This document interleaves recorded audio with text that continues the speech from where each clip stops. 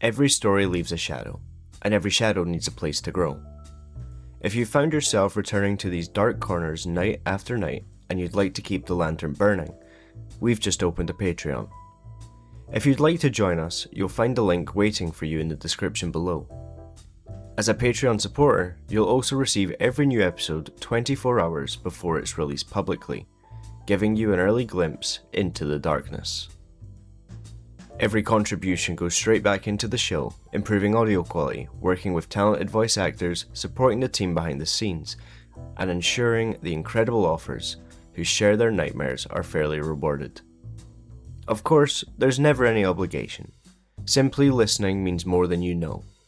But if you'd like to help these tales become even darker, even richer, and even more immersive, I'd be honoured to welcome you. Now, dim the lights, lock the door, and let's return to the darkness.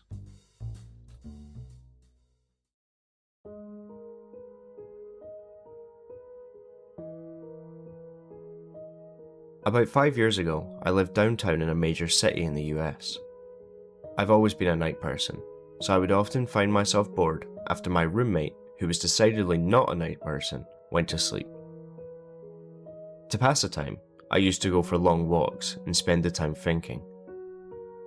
I spent 4 years like that, walking alone at night, and never once had a reason to feel afraid. I always used to joke with my roommate that even the drug dealers in the city were polite. But all of that changed in just a few minutes of one evening. It was a Wednesday, somewhere between 1 and 2 in the morning. I was walking near a police patrolled park quite a ways from my apartment. It was a quiet night, even for a weeknight, with very little traffic and almost no one on foot.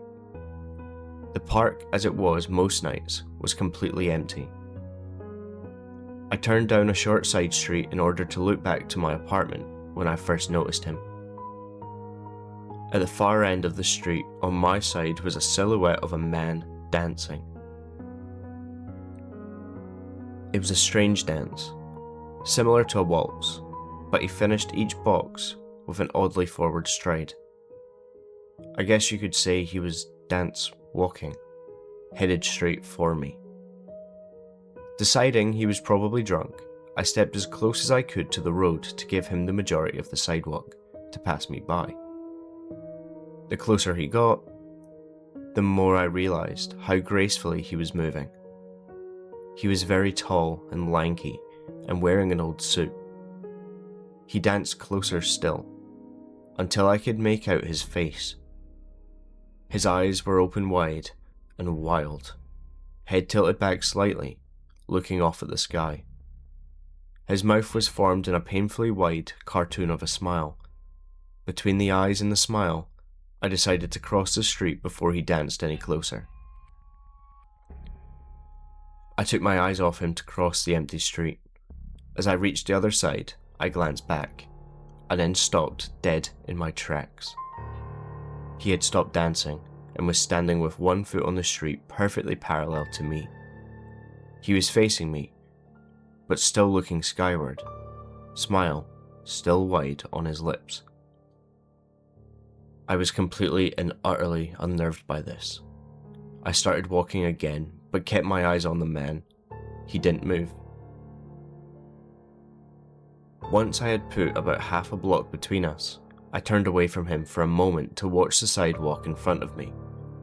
The street and sidewalk ahead of me were completely empty. Still unnerved, I looked back to where he had been standing, to find him gone. For the briefest of moments, I felt relieved, until I noticed him. He had crossed the street, and was now slightly crouched down. I couldn't tell for sure due to the distance and the shadows, but I was certain he was facing me. I had looked away from him for no more than 10 seconds, so it was clear that he had moved fast.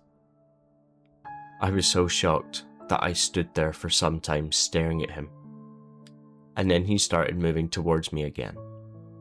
He took giant, exaggerated tiptoed steps, as if he were a cartoon character sneaking up on someone. Except, He was moving very, very quickly. I'd like to say at this point I ran away or pulled out my pepper spray or my cell phone or anything at all, but I didn't.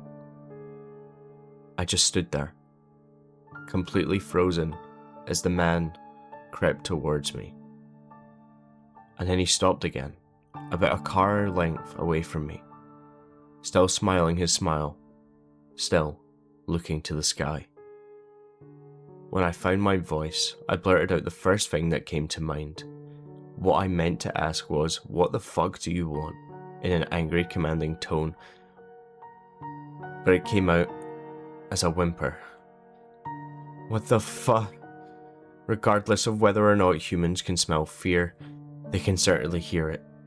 I heard it in my own voice. And that only made me more afraid. But he didn't react to it at all. He just stood there, smiling. And then after what felt like forever, he turned around, very slowly, and started dance walking away, just like that. Not wanting to turn my back to him again, I just watched him go, until he was far enough to almost be out of sight, and then I realized something. He wasn't moving away anymore. Nor was he dancing. I watched in horror as the distant shape of him grew larger and larger. He was coming back my way, and this time he was running. I ran too. I ran until I was off of the road and back into a better lit road with sparse traffic. Looking behind me then, he was nowhere to be found. The rest of the way home, I kept glancing over my shoulder, always expecting to see his stupid smile, but he was never there. I lived in that city for 6 months after that night, and I never went out for another walk.